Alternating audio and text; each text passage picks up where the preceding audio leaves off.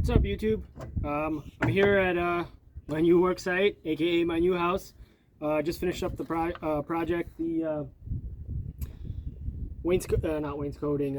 shiplap up on the patio there. I wanted to make a separate video though, reviewing the DEWALT. This is a long-term review. DEWALT cordless circular saw. This is a 7¼ inch blade over here. I've had this for like a year, and I know a lot of people like long-term review videos on tools, so here's my take on this.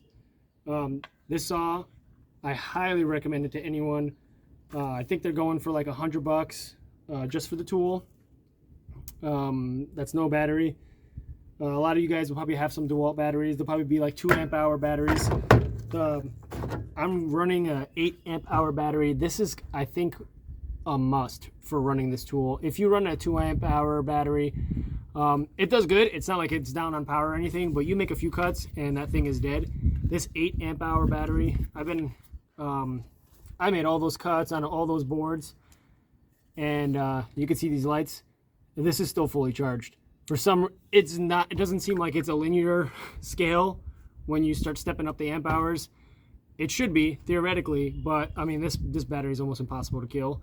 So highly recommend it. I know they're expensive, but for running the circular saw, it really pulls power out of that 2 amp hour battery. It's gonna kill it. So this is a kind of a must-have if you want to have this circular saw. Some features to note here: you can bevel the blade. This is pretty typical, I would say, for most circular saws.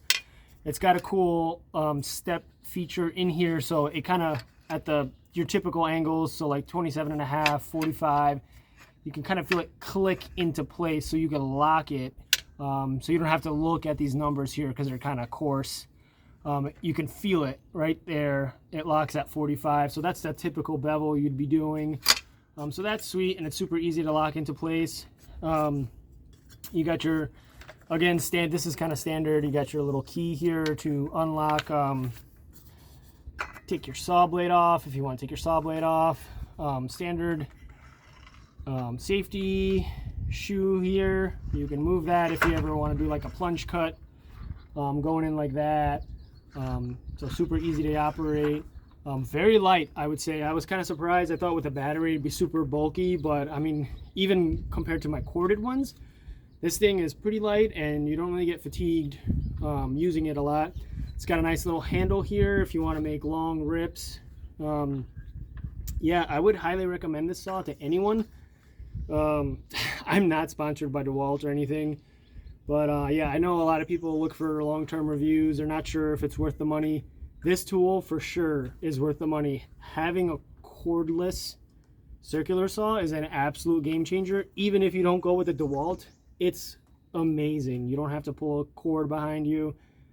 I mean, I know it sounds like a first world problem, but yeah, it's just so nice not to be attached to the wall, right? All my tools now that I buy, like, I know they're slightly down on some power, right? If you're hooked up to the wall, you can just pull unlimited amperage, so you don't really bog anything down. This circular saw cordless it's hard to bog it down, right? Unless you start cutting and then you really give it a nice twist. Yeah, it'll cut off, and it's got a self cut off, so you're not burning up the motor or anything. But yeah, I mean, it's hard. I've cut like thick pieces of wood. I've built my deck. I did built-in bookshelves in my library, built-in bookshelves in my sunroom. I've had this saw for like a year and a half now. Yeah, I mean, it seems like it's unkillable. I'm not a contractor, so I don't use it every single day. That being said, I use it very often, and like I said, I've ripped plywood sheets, I've ripped MDF, 2x4s, 2x10s. This thing doesn't struggle at all. So yeah, if you're on the market and you're looking for a review to swing you one way or another, highly recommend it.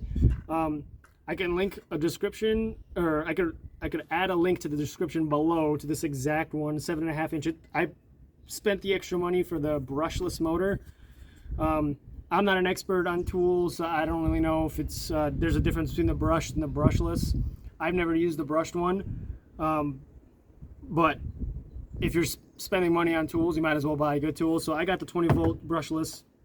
Like I said, I think the biggest thing with this get yourself an 8 amp hour battery, because you're going to be sitting on the charger all the time. This thing does pull a lot of power. So yeah, there's my review. Yeah, have fun.